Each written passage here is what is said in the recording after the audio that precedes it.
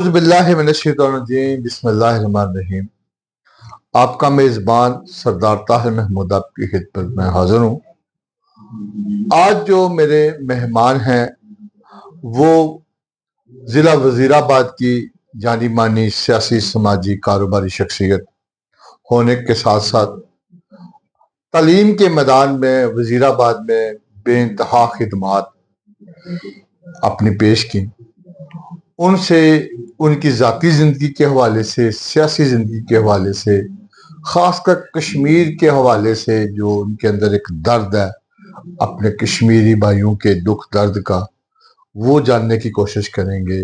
ان کے کشمیر سے کیا تعلق ہے یہ جاننے کی کوشش کریں گے۔ اس کے ساتھ ساتھ موجودہ جو کشمیر کے اندر سیاسی صورتحال ہے اور مقیم پاکستان مہاجرین جو کشمیری یہاں پر ہیں ان کے بارے میں جو وہاں پہ بات کی جا رہی ہے اس کے حوالے سے ان کا کیا موقف ہے۔ یہ بیسیکلی پاکستان جموں کشمیر اتحاد موومنٹ کے چیئرمین ہیں پاکستان میں، اور ان سے اس لیے اس موضوع پہ بھی بات کروں گا۔ تو محترم میرے ساتھ موجود ہیں مختار حمزہ بھٹی صاحب۔ بہت شکریہ بھٹی صاحب، آپ نے اپنے قیمتی ٹائم میں سے ہمارے چینل کے لیے ہمارے لیے ٹائم نکالا کہ میں آپ سے موجودہ سیاسی صورتحال کے حوالے سے بات کر سکوں۔ جی تھینک یو ویری مچ جی، آپ کا بہت شکریہ، آپ نے مجھے اس قابل سمجھا۔ محترم مختار حمزہ بھٹی صاحب، سب سے پہلے میں جاننے کی یہ کوشش کروں گا کہ آپ وزیر آباد میں کب سے ہیں، اور آپ ایک کاروباری سیاسی سماجی شخصیت ہیں، اس کے ساتھ تعلیم کے ساتھ بڑا گہرا آپ کا تعلق ہے، کتنے عرصے سے؟ یہ تمام تھوڑے سے ہمارے ناظرین کی معلومات کے لیے، ہماری معلومات کے لیے ضرور آپ سے جاننے کی کوشش کروں گا۔ بسم اللہ الرحمن الرحیم۔ سب سے پہلے میں تمام جو ہماری بات کو سن رہے ہیں ان کو السلام علیکم کہنا چاہوں گا۔ صورتحال ایسے ہے کہ جی ہم جب ہمارے بزرگ جموں کشمیر سے ہجرت کر کے پاکستان پہنچے تو وزیر آباد شہر کا انتخاب انہوں نے کیا، اور تب سے وہ وزیر آباد میں مقیم ہے الحمدللہ۔ میں کیونکہ میرے والد جموں سے جو ہے وہ ہجرت کر کے یہاں پہنچے تھے، تو میری بائی برتھ میں وزیر آباد سے ہوں۔ ٹھیک ہو گیا۔ وہ ایک علیحدہ بات ہے کہ سٹڈیز کے سلسلے میں زیادہ وزیر آباد سے باہر ہی رہا۔ 3 کلاس سے لے کے آنورڈ 10 تک جو ہے وہ میں سینٹ جیمز چلڈرن ہوم مری میں پڑھتا رہا، بورڈنگ سکول میں۔ پھر ایف ایس سی کے لیے ہم Army Burn Hall College Abbottabad چلے گئے، صحیح، وہاں پہ 2 سال تک ہم اسٹڈی جاری رکھی۔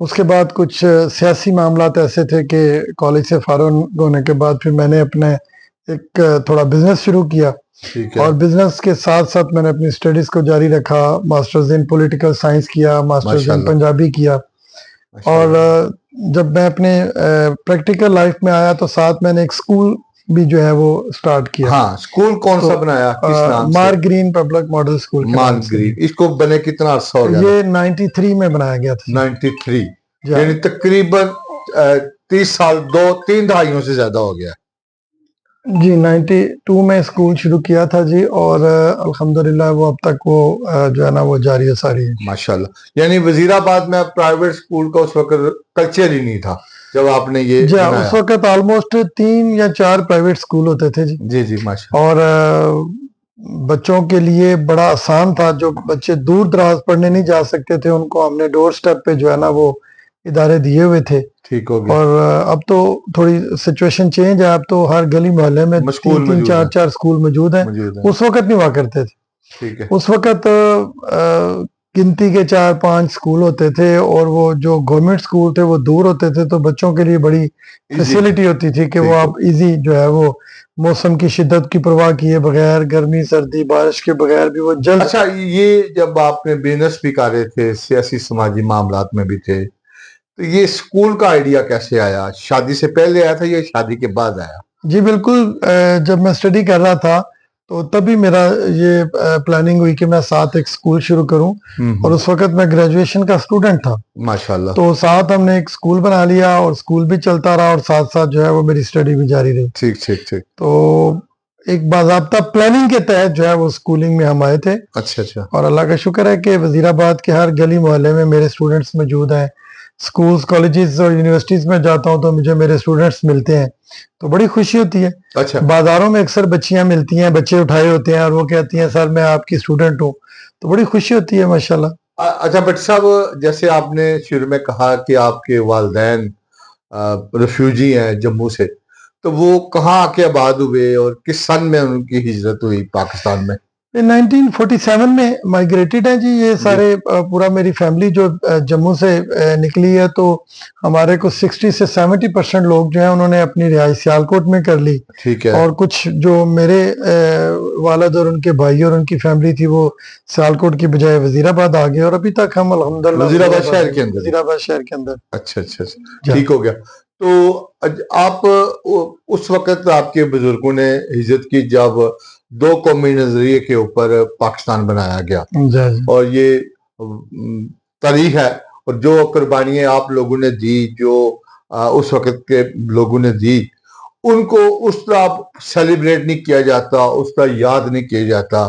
کہ مہاجرین کے لقب سے ہمیں پکارا ضرور جاتا ہے، لیکن ان مہاجرین کو وہ عزت، وہ چیز نہیں دی جا رہی جو ان کا حق ہے. اس کے حوالے سے آپ کی کیا رائے ہے؟ جی بالکل ایسا ہی ہے جی. میرا تو یہ ہمیشہ سے موقف رہا ہے کہ ہم جب اپنے بچوں کو پاکستان میں بتاتے ہیں کہ ہم نے یہ جو آزادی ہے بڑی مشکلوں سے، بڑی مصیبتوں سے، بڑی قربانیاں دے کر حاصل کی، لیکن ہمارے جو سیاستدان ہیں یا ہماری جو بیوروکریسی ہے وہ یہ نہیں بتاتی بچوں کو یہ قربانیاں دی کس نے. ٹھیک ہے. کس نے جو ہے وہ ساری قربانیاں دی، تکلیفیں دیکھی، اور پھر یہ ملک آزاد ہوا. تو اگر آپ اس کا بغور جائزہ لیں تو آپ کو پتہ چلے گا کہ قربانیاں تو ساری مہاجرین کی ہیں، جنہوں نے اپنے آباء و اجداد کو چھوڑا، اپنے کاروبار، اپنے گھر زمین چھوڑی، اور اپنے رشتہ داروں کو چھوڑا، اور صرف لا الہ الا اللہ محمد رسول اللہ کے کلمے کے نیچے آنے کے لیے پاکستان کا رخ کیا. اور تب سے لے کے آج تک ان کے خاندان کے لوگوں سے ان کا کوئی رابطہ نہیں. لیکن جب یہ ساری تکلیفیں، سارے دکھ برداشت کیے، راستے کی جو تکلیفیں دیکھیں، اور اگر آپ کسی بزرگ سے ملیں جو ہمارے بزرگوں نے بتایا کہ راستے میں جب کسی کی ڈیتھ ہو جاتی تھی تو دفنانے کے لیے کوئی سسٹم نہیں ہوتا تھا. اور جب پاکستان میں آئے تو جو پاکستان میں راستے میں جو انہوں نے تکلیفیں دیکھی کہ چھپ چھپ کے کسی جگہ پانی کے اندر انہوں نے چھلانگ لگا دینی کہ ہم بچ کے کسی طرح پاکستان میں پہنچ جائیں، اپنا جو ساز و سامان تھا وہ راستے میں چھوڑ دیا.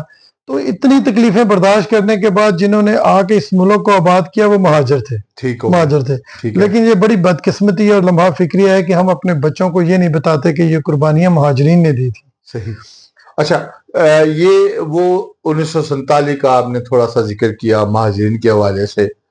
آپ ذاتی طور پر پاکستان کے اندر آپ کا سارا بچپن گزرا، جوانی گزری، پیدائش ادھر کی آپ کی، تو کیا سمجھتے ہیں کہ ہم کشمیری ہیں، آپ کشمیری ہیں بائی برتھ، آپ کے والدین کشمیری ہیں، تو ایز اے کشمیری پاکستان کے اندر کیا وہ فیسلٹی آزاد جموں و کشمیر حکومت آپ کو دے سکی جو آپ کا رائٹ تھا؟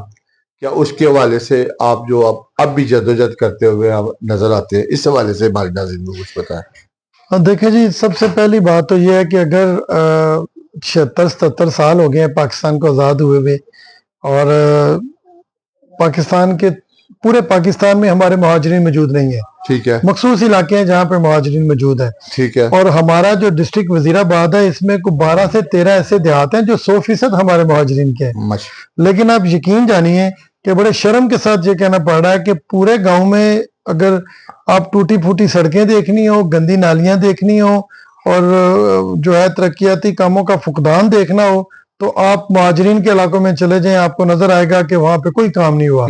اگر فرض کریں الیکشن آتا ہے تو جھوٹے وعدے دیے جاتے ہیں، تسلیاں دی جاتی ہیں، کوٹوں کا بتایا جاتا ہے، لیکن کیا کچھ بھی نہیں جاتا. صحیح. آج بھی اللہ تعالیٰ کے فضل و کرم سے ہم نے جب اس اتحاد کا جو ہے وہ بنیاد رکھی تو ہم نے سب سے پہلا مقصد یہی رکھا تھا کہ اب ہم نے اپنے حقوق کی جنگ لڑنی ہے، اپنے آنے والی نسلوں کے لیے، ان کو تحفظ کے لیے انشاءاللہ اپنا کردار ادا کرنا ہے۔ اور جب اس آواز کو نکالا گیا تو اللہ کے فضل و کرم سے پورے ضلع وزیر آباد نے لبیک کہا۔ اس وقت تک جو ہمارے یونین کونسلوں کے چیئرمین، وائس چیئرمین مہاجرین کے رہ چکے ہیں وہ ہمارے اتحاد میں شامل ہو چکے ہیں، کونسلرز ہمارے اتحاد میں شامل ہو چکے ہیں، وکلا برادری ساری ہمارے مہاجرین کے بچے وکیل ہیں وہ سب شامل ہو چکے ہیں۔ اور اس کی مثال انشاءاللہ تعالی پاکستان میں بنے گی کہ ہم نے وزیر آباد سے جو آواز اٹھائی تھی، دیکھیں اگر تو ہمیں ہمارے حقوق مل جاتے، اگر تو ہمارے M N As, M P As اور ہمارے اسپیشلی ایم ایل ایز نے ہمیں ہمارا جو حق ہے، ہمارے جو ووٹ کا قرض ادا کیا ہوتا تو شاید ہمیں جو ہے اس اتحاد کو بنانے کی ضرورت نہ پڑ صحیح۔ اچھا، یہ میں کافی عرصے سے میں بھی اس بیٹ کو کور کرتا ہوں، معاملات دیکھتا ہوں۔ صرف جو ہمارے ایم ایل اے ہیں انہوں نے، جو ہمارے دوست ہیں، بھائی ہیں، مہاجرین ہیں، ان کے لیے صرف افسوس فاتحہ کے لیے آ جائیں گے یا شادی بیاہ میں آ جائیں گے، اس سے آگے انہوں نے مہاجرین کی بارے میں کوئی نہیں، وہ یہی سمجھے کہ ہم ان کے دکھ درد میں آگے شامل ہو جائیں گے تو ہمارا فرض پورا ہو جائے گا، اس سے آگے انہوں نے سوچنے کی ان کو نوبت ہی نہیں کبھی دی۔ کیا یہ حقیقت نہیں ہے؟ جی بالکل 100% ایسا ہی ہے جی۔ اور کہتے ہیں کہ زندگی میں قدر نہیں کی تو بعد میں کیا کسی کو وہ اصل میں صورتحال تو یہ ہے کہ سیاست چمکانا اب چھوڑنا ہوگا۔ اچھا، اب ہم کسی کے دھوکے اور فریب میں نہیں آئیں گے انشاءاللہ۔ اب جو بھی کوئی ہمارا کینڈیڈیٹ ہوگا، جو بھی کوئی ہم سے ووٹ کی امید رکھے گا، وہ پہلے ہمیں ہمارے حقوق کی تسلی دے گا اور انشاءاللہ تعالی ہم ان کو بتائیں گے کہ ہم نے جو پسماندگی دیکھی ہے، جو پریشانیاں ہماری بچوں نے دیکھی ہے وہ کیا تھی اور ان کا حل نکالے۔ صحیح۔ اور جب تک اب حل نہیں نکلے گا تو ہمیں اب کوئی بیوقوف نہیں بنا سکے گا انشاءاللہ تعالی۔ سر، ہم کشمیر کے جو جتنے بھی مہاجرین ہیں، جو 1965 کے ہیں یا 47 کے ہیں یا اس کے 71 کے یا اس کے بعد کے بھی ہیں، ان کو پاکستان کے اندر جگہ موجود ہے، رہائش موجود ہے، لیکن آج بھی ہمیں وہ اتھارٹی نہیں دی جاتی، وہ ویلیو نہیں دی جاتی جو ہمارا حق ہے۔ اب تو تیسری نسل بھی اس پاکستان کے اندر موجود ہے، کیا اب بھی کسی چیز کو ثابت کرنے کے لیے ہمیں ضرورت ہے کسی چیز کی؟ دیکھیں جی، جہاں تک تو بات ہے نا کہ ہمیں عزت نہیں دی جا رہی یا ہمیں وہ مقام نہیں دیا جا رہا جس کا ہم حق رکھتے ہیں، ہاں، اس کے قصوروار میں سمجھتا ہوں کہ ہمارے سیاسی لیڈرز ہیں، ٹھیک ہے، اسپیشلی ہمارے جو ایم ایل ایز ہیں، اس لیے کہ وہ ہمارے نمائندے ہیں، انہوں نے اسمبلی میں جا کر ہمارے ایریاز میں ہماری عزت کو بڑھانا ہے اور لوگوں کو یہ شعور دینا ہے کہ مہاجرین کی کیا رسپیکٹ ہے۔ ٹھیک ہے۔ ہمارے بدقسمتی سے جو لیڈرز ہوتے ہیں وہ الیکشن کے بعد الیکشنوں میں نظر آتے ہیں، ویسے نظر نہیں آتے۔ ٹھیک ہو گیا۔ اچھا، اب کشمیر کے اندر پچھلے 2-2.5 سال سے تحریک چل رہی ہے، جب سے منتخب حکومت کو ختم کر کے ایک جوائنٹ ایکشن لیا گیا اور ایک حکومت بنائی گئی، جہاں پہ تمام سیاسی جماعتوں کا اکٹھ ہوا تو ایک حکومت بنی جس پہ انوار الحق صاحب وہاں پہ وزیر اعظم بن گئے۔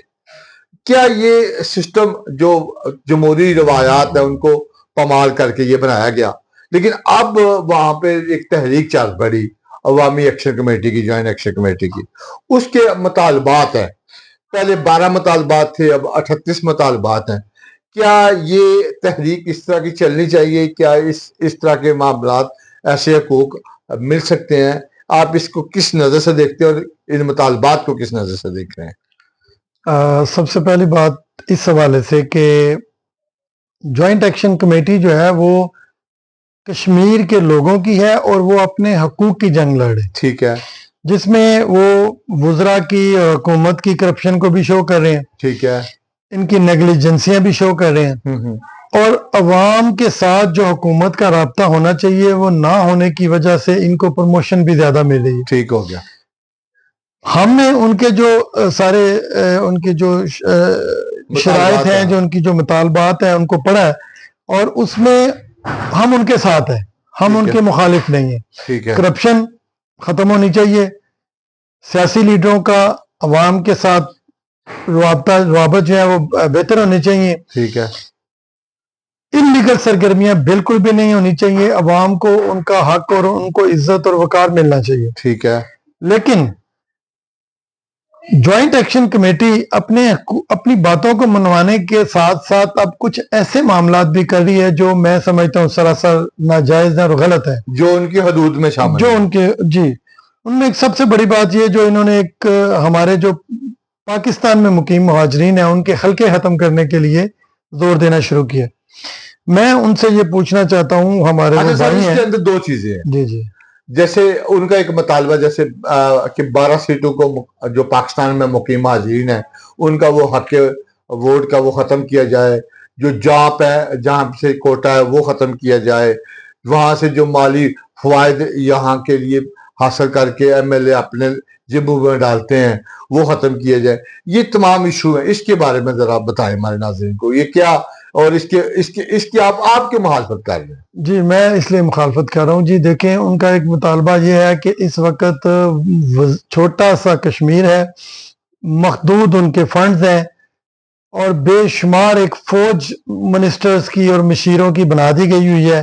اور میں ابھی ایک فگر پڑھ رہا تھا کہ جس کے مطابق میں نے اس کو 100% تو نہیں میں سمجھتا یہ سچ ہے یا نہیں, لیکن میں نے فگر پڑھی ہے کہ 9 لاکھ روپیہ تقریباً ایک منسٹر کو جو ہے وہ سیلری دی جا رہی ہے. ٹھیک ہے. اب اگر 9 لاکھ ایک منسٹر کو سیلری دی جا رہی ہے تو ایک بڑی تعداد میں منسٹرز کا ہونا بھی اتنا ضروری نہیں ہے. کشمیر کے اتنے معاملات نہیں ہے کہ آپ ہر دوسرے بندے کو وزارت دے دیں, کسی کو مشیر بنا دیں. اور جب اتنا بڑا لوڈ آپ قومی خزانے کے اوپر ڈالیں گے اور ان کشمیر کے بجٹ کے اوپر ڈالیں گے تو عوام تو چیخے گی, عوام تک تو ثمرات نہیں پہنچیں گے. وہ فنڈ جو عوام کی بہتری کے لیے لگ سکتا ہے وہ تو یہ لوگ کھا جاتے ہیں. تو اس محاذ کے اوپر ہم جوائنٹ ایکشن کمیٹی کے ساتھ ہیں, ان کو پورا سپورٹ کرتے ہیں. یعنی 12 سیٹوں کے متعلق آپ کا یہی ہے کہ وہ اس کی حمایت نہیں آپ کریں گے؟ جی بالکل میں نہیں کروں گا کہ ان کو ختم کیا جائے. اگر کہیں کرپشن ہو تو اس کا علاج موجود ہے, اس کے لیے حل نکالا جا سکتا ہے. اپنے جو ہمارے جو وزراء نے اس سے پہلے لوٹ مار مچائی رکھی اور بے شمار فنڈز جو ہیں وہ ناجائز استعمال کیے کہ ان کو ختم کیا جا سکتا ہے. لیکن کم از کم جو کشمیر سے باہر مہاجرین کشمیر ہیں ان کا حق نہ چھینا جائے. ان کے پاس ایک ہی حق ہے کہ آپ اپنا ووٹ دے کے کسی بندے کو نمائندہ بنا کر اسمبلی میں بھیجیں. اچھا سر, کچھ ہم دیکھ رہے ہیں کئی سالوں سے, کئی دہائیوں سے ایک ہی خاندان, ایک ہی قبیلہ پاکستان کے اندر جو مسلط ہے, جو گھرانے ہیں, جو ایم ایل اے بنتا ہے, پہلے بھائی بنتا ہے, پھر دوسرا آ جاتا ہے, پھر بیٹا آ جاتا ہے, وہی نظام چل رہا ہے یہاں پہ. کیا ہم لوگ کشمیری اتنے باشعور نہیں ہیں کہ ان کو پوچھ سکیں کہ ہر سال جو کروڑوں روپے آپ کو ملتے ہیں وہ کہاں ہیں, وہ ہم کشمیریوں پہ کہاں خرچ کیے ہیں, کس پہ خرچ کیے ہیں؟ اب چند قبرستان ہے وہاں پہ 78 سالوں میں ایک قبرستان میں 1 لاکھ روپے جی فنڈ دے دیا. وہ ہمارے وہاں پہ پینے کا پانی نہیں ہے, سڑکیں نہیں ہیں, اسکول نہیں ہے, ایجوکیشن نہیں کے حوالے سے نہیں ہے, غریب بیوہ ہیں, یتیم بچے ہیں. ایسی ہماری بہنیں بیٹیاں موجود ہیں گھروں میں جن کے پاس وسائل نہ ہونے کی وجہ سے جو اپنی اس عمر سے گزر رہی ہیں شادی کی. اس کے بارے میں کبھی بھی ہمارے جو ایم ایل اے, جو منسٹر ہیں, انہوں نے کبھی بات یا سوچا تک نہیں ہے کہ وہ فنڈ ان لوگوں پہ نہیں لگ سکتے, وہ ان سے پوچھا نہیں جا سکتا. ان کو پوچھنے کے لیے آپ جیسے لوگ, جیسے آپ کی تنظیم ہے, دیگر گجرانوالہ میں کشمیری ہیں یا وزیر آباد میں یا پاکستان میں موجود ہیں, کیا اس کے حوالے سے آپ کوئی لا عمل تیار کرنا چاہ رہے ہیں یا پوچھ سکتے ہیں؟ جی بالکل ایسا ہی ہے. جیسے آپ نے ذکر کیا کہ اگر کبھی کوئی فنڈ آیا تو قبرستان کی 4 دیواری یا اس کے لیے آتا ہے. میں کہتا ہوں جو لوگ زندہ ہیں ان کو پوچھنا زیادہ ضروری ہے. قبرستان جو ہے وہ ایک ٹھیک ہے, اس کا تقدس ہے, اس کو ہم نے سیکیور ضرور کرنا ہے, لیکن جب ہم زندہ ہیں, دنیا پہ موجود ہیں, ہمارے بزرگ بیمار ہیں, ان کو دوائی چاہیے, ہمارے بہت سے لوگ ایسے ہیں جو اپنی روزمرہ ضروریات کو پوری کرنے کی پوزیشن میں نہیں ہے, ہماری بہت سی جوان بچیاں گھروں میں بیٹھی ہوئی ہیں, ان کے شادی کے لیے ان کے جو ہے ان کے وسائل نہیں ہیں. اور پھر بنیادی طور پر ہمارا جو ایک حق ہے, ہمیں ایک باشندہ کارڈ جو ہے وہ دیا جاتا ہے کشمیر کی طرف سے, اس کے حاصل کرنے کے لیے بھی ہمیں منسٹرز کے اور بڑی جگہوں کے چکر لگانے پڑ جاتے ہیں. یہ ساری جو معاملات ہیں دیکھیں جی، اگر فرض کریں یہ سارے معاملات پہلے حل ہو رہے ہوتے نا تو آج ہم ان کے اس ایم ایل اے یا جو بھی ہمارے لیڈر ہوتے ہیں ان کی حمایت کرتے. آج ان کے لیے ہم یہ اتحاد نہ بناتے. ہمارا اتحاد ہی اسی لیے ہے کہ ہم اپنی جوان بچیوں کی شادیاں کرنا چاہتے ہیں. ہم اپنے بزرگوں کو دعائیاں اور ایک جو ان کی جو بنیادی ضرورت کی چیزیں ہیں ان کو گھر بٹھا کے دینا چاہتے ہیں. ہم یہ چاہتے ہیں کہ ہمارے بچے اور بچیاں اچھی تعلیم حاصل کریں. ابھی پاکستان کی تاریخ میں ایسا نہیں ہوا.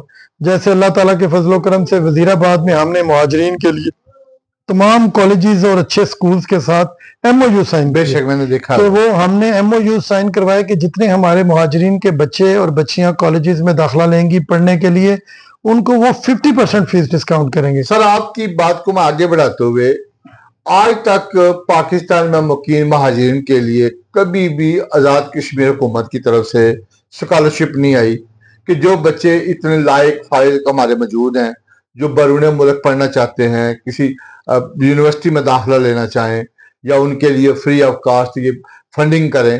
اس حوالے سے کوئی رول نہیں ہے, کوئی فیسلٹی نہیں ہے ہمارے لیے. کیا آزاد کشمیر حکومت یا ایم ایل اے ہمارے لیے کیا کرتے ہیں؟ صرف ایک فرضی بلیک میلنگ کے لیے یہ 12 نشستیں جو عوامی ایکشن کمیٹی بھی کہتے ہیں. میں بھی یہی بات سمجھتا ہوں. ایسا نہیں ہے جی بالکل بھی کہ ان 12 نشستوں کو ختم کرنے سے یہ مسائل حل ہو جائیں گے. جی جی یہ ان مسائل کا حل بیٹھ کے تلاش کیا جا سکتا ہے. ٹھیک ہے. ہم نے آپ نے بڑی خوبصورت بات کی کہ گورنمنٹ کی طرف سے کبھی کسی بچے کے لیے کوئی اسکالرشپ نہیں آئی. ہاں کبھی جب سے میں نے اس کام کو شروع کیا ہے اللہ کا شکر ہے کہ اگر میں گنوں تو شاید بے شمار ہمارے جو بزرگ ہیں ان کو میڈیسنز لے کے دے چکے ہیں, ان کے چیک اپ کروا کے دے چکے ہیں, آپریشن کروا کے دے چکے ہیں. آپ کے اندر الحمدللہ ہم آپریشن کروائے ہیں. لوگوں کے لیے درد ہے, محبت ہے, پیار ہے, وہ اپنی مدد آپ خود کرتے ہیں. لیکن جن کا حق ہے وہ ہمیں اب مختلف لوگوں کا, میں نے پچھلے دنوں میں کور کمیٹی کے جو ممبران ہیں عوامی ایکشن کمیٹی ان کا ایک ہی ہے کہ جو مقیم مہاجرین ہے پاکستان کے اندر وہ مختلف صوبائی حکومتوں سے بھی اور وفاقی حکومت سے بھی فائدے اٹھاتے ہیں اور یہاں سے بھی اٹھاتے ہیں. اس لیے ان کا یہ حق ختم کیا جائے, یہ فوائد ختم کیے جائیں. ان کو یہ پتہ ہی نہیں ہے کہ مہاجرین کے ساتھ کیا ہوتا ہے اور ان کو صرف ایک اپنے نقطے اپنا فائدہ دیکھ رہے ہیں. کیا یہ ٹھیک بات ہے؟ بالکل واضح نظر آتا ہے جی یہ سارا کچھ کہ لوگ صرف اپنے مفادات کے لیے سیاست کو اپناتے ہیں اور ان کا عوام کے ساتھ اگر کہ ہمدردی تو صرف تقریروں میں نظر آتی ہے اور جلسوں میں نظر آتی ہے. ویسے اگر آپ غور کریں تو آپ کو کوئی, جب میں نے پہلے ذکر کیا کہ پورا سال پورے الیکشن سے لے کے اگلے الیکشن تک نظر ہی نہیں آتے تو انہوں نے کام کیا کرنا ہے, کسی کی ویلفیئر کیا کرنی ہے. صحیح. سر اب جو اہم ترین جو بات میں آپ سے پوچھنے جا رہا ہوں کہ عوامی ایکشن کمیٹی نے کشمیر کے اندر کچھ مطالبات کے منظور کروائے. وہاں پہ بجلی سستی ہوئی اور وہاں پہ آٹا سستا ہوا, سب بھی. وہ مہاجرین کشمیر کے لیے کیا ہوا؟ ہم تو مہنگی آٹا بھی خرید رہے ہیں, 60-70 روپے 100 روپے یونٹ بھی ہم ادا کر رہے ہیں. کیا انہوں نے مہاجرین کشمیر جو پاکستان میں ان کے لیے بھی سبسڈی کا کبھی کوئی سوچا ہے؟ صرف کشمیر کے لوگوں کے لیے جی بالکل ایسا ہے جی. جوائنٹ ایکشن کمیٹی کے ساتھ ہمارا یہی تو مطالبہ تھا کہ ہمیں اپنے سے علیحدہ کیوں سمجھتے ہیں. ہماری رگوں میں بھی وہی خون ہے جو ان کے رگوں میں آ رہا ہے. تو ہم بھی جو ہے وہ کشمیری ہیں. کبھی کسی جوائنٹ ایکشن کمیٹی کے بندے نے کسی جگہ پہ بھی ہمارے حق میں کبھی کوئی بات نہیں کی, بلکہ اب تو ہماری دل آزاری ہو رہی ہے جب یہ کہا جا رہا ہے کہ ان کو کشمیر کی حکومت سے علیحدہ کر دیا جائے, ان کو جو ووٹ کا حق دیا وہی واپس لے لیا جائے. صحیح. میں سمجھتا ہوں کہ جوائنٹ ایکشن کمیٹی کو چاہیے تھا کہ جو انہوں نے اپنا ایک کمیٹی بنائی ہے اس میں کم از کم کچھ 2-4-5 لوگ مہاجرین جموں اینڈ کشمیر پاکستان سے بھی لیے جاتے تاکہ یہاں کی بھی آواز ان تک پہنچتی, ہمارے بھی مسائل ہم ان کو بتاتے اور ان کے ساتھ مل کر احتجاج کا حصہ بنتے. لیکن انہوں نے ہمیں تو بالکل پرائی ماں والا جو ہے وہ ستیلی ماں والا جو ہے وہ سمجھا اور وہی سلوک ہمارے ساتھ کیا ہے. صحیح. اور اب بھی وہ جو فیصلہ کروانے جانے کی کوشش کر رہے ہیں وہ میں سمجھتا ہوں کہ سراسر غلط ہے, سراسر ناانصافی ہے اور مہاجرین کے حقوق پہ ڈاکہ ہے جو یہ کرنے جا رہے ہیں, کرنا چاہتے ہیں. میں یہ سمجھتا ہوں کہ 74 کا جو قانون ہے یا اس کے علاوہ جو معاملات ہیں، کراچی معاہدہ یہ دیگر ہیں، کہ ان کو کیسے درگزر کر کے یہ سیٹوں کے خلاف فیصلہ آ جائے گا، یا یہ دوبارہ سے قانون سازی کریں، تمام سیٹیں ختم کریں، ریویو کریں، نیا قانون بنے؟ ایسا ممکن نظر آ رہا ہے آپ کو؟ نہیں جی، ایسا نہیں ہو سکتا، نہیں ہو سکتا۔ کبھی بھی تو نہیں ہو پھر سکتا۔ وہ مطالبہ کریں جو ہمارے لیے بھی قابل قبول ہو۔ ہم آپ کے ان کے کاز کے ساتھ، پاکستان کے جو مہاجرین ہیں، آپ جیسے دوست جیسے کہہ رہے ہیں کہ آپ لوگ ان کی آواز بننے کے لیے تیار ہیں، ان کے ساتھ بالکل کھڑے ہم ہیں۔ ان کے ساتھ کھڑے ہیں جی، کرپشن جہاں ہوگی ہم ان کے ساتھ کھڑے ہیں، کرپشن نہیں ہونی چاہیے، ہر کشمیری کو اس کا حق ملنا چاہیے، جو لوگ غلط باشندہ سرٹیفکیٹس اور ریاست کے جو لے کے حکومت میں آئے ہوئے ان کو نکالا جانا چاہیے، اور ایسی بیڑیں جو صرف سیاست چمکانے کے لیے اس میدان میں آئی ہیں ان سے جان چھڑوانی چاہیے، نئے لوگوں کو موقع ملنا چاہیے، اور ایسے لوگوں کو جو اچھی شہرت کے مالک ہوں، جو جذبہ رکھتے ہوں خدمت کا، جو مہاجرین کے لیے درد رکھتے ہوں، ان لوگوں کو آگے آنا چاہیے اور جوائنٹ ایکشن کمیٹی کے ساتھ مل کر غلط لوگوں کا محاسبہ کرنا چاہیے۔ صحیح۔ آپ کیونکہ تحصیل وزیر آباد میں رہتے ہیں، آپ کے نزدیک 2 حلقے ہیں، ایک گجرانوالہ کا، ایک وزیر آباد کا۔ آپ باغور آپ کے ساتھ رابطے میں گجرانوالہ سے بھی لوگ ہیں اور ضلع وزیر آباد سے بھی ہیں۔ آپ کیا سمجھتے ہیں کہ آپ جیسے لوگ جن کے دل کے اندر درد دل ہے، کشمیر کی محبت ہے، کشمیریوں کا سے بہت انتہا محبت اور پیار ہے، کیا سمجھتے ہیں کہ آنے والا جو الیکشن ہے 2026 کے اندر، کشمیریوں کو اپنے حق کے لیے کیا کرنا چاہیے اور آپ اس کے لیے کیا کردار ادا کر سکتے ہیں؟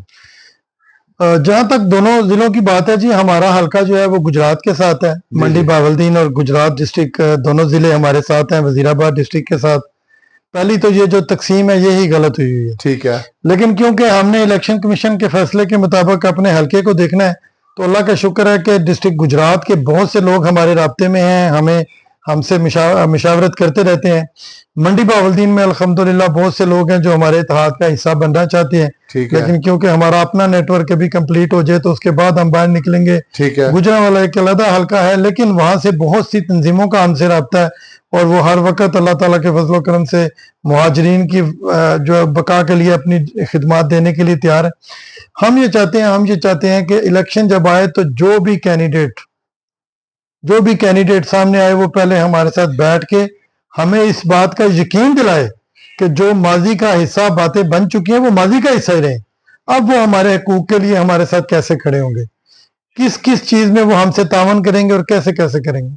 اگر کوئی ہماری توقعات پہ پورا اترتا ہے، اگر کوئی ہماری خواہشوں کو مانتا ہے اور سمجھتا ہے کہ واقعی ہمارے جو ہے وہ اس سے پہلے ہمارے ساتھ زیادتیاں کی جاتی رہی ہیں، تو پھر ہمارے ساتھ بیٹھ کے وہ سارے معاملات کو طے کرے، ہم اس کا انشاءاللہ تعالی الیکشن میں بھرپور اس کا ساتھ دیں گے، بلکہ اس سے کہیں گے کہ آپ ووٹ مانگنے بھی نہ آئیں، انشاءاللہ تعالی ہم اپنے پورے حلقے سے آپ کو ووٹ دیں گے۔ صحیح۔ لیکن اگر وہ جھوٹے وعدے اور تسلیاں دینے کے لیے آنا ہے تو پھر کوئی اس طرف نہ آئے، اگر کوئی آئے گا تو وہ شرمندہ ہوگا۔ یہ میں انشاءاللہ اپنے حلقے سے اس دفعہ ان کو جواب دلاؤں گا۔ اور اگر فرض کریں یہ لوگ ہماری توقعات پہ پورے نہیں اترتے تو پھر انشاءاللہ ہم اپنے حلقے سے لوگ دیں گے۔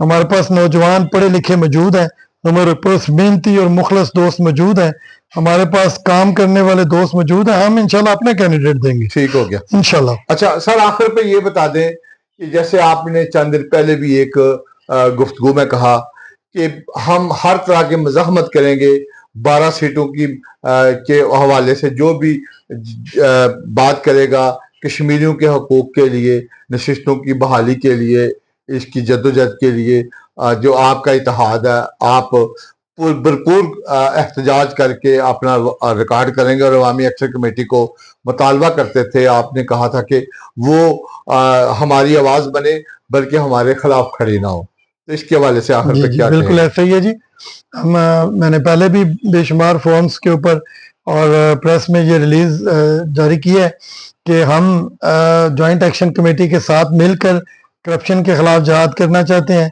اور ان سیاستدانوں کے خلاف جہاد کرنا چاہتے ہیں جو انتہائی کرپٹ ہیں، لیکن جوائنٹ ایکشن کمیٹی کو ہمیں اپنے ساتھ رکھنا ہوگا۔ اگر وہ بضد رہے کہ ہم نے ان 12 سیٹوں کو ختم کرنا ہے تو پھر احتجاجاً اور اخلاقاً ہمیں ان کے خلاف کھڑا ہونا پڑے گا، ہم پورا احتجاج بھی کریں گے. ہمیں اگر بائی روڈز پہ نکلنا پڑا تو ہم روڈز پہ بھی نکلیں گے انشاءاللہ تعالی. ہم بہت جلد, ہماری آج یا کل میں ایک میٹنگ ہوگی جس میں ہم لائے عمل تیار کریں گے کہ ہم جوائنٹ ایکشن کمیٹی کو ایک پیغام دیں گے کہ خدا را آپ ہمیں اپنے ساتھ رکھیں, ہم آپ کے اپنے ہیں, آپ ہمارے اپنے ہیں, اور اس موقف سے پیچھے ہٹ جائیں. اگر وہ نہیں ہٹتے تو پھر ہمیں کوئی دوسرا راستہ اختیار کرنا پڑے گا. لیکن یہ یاد رکھیں کہ یہ اگر وہ ہمیں کشمیر سے باہر نکالتے ہیں تو پھر کشمیر سے انہوں نے بھی باہر نکلنا ہوتا ہے.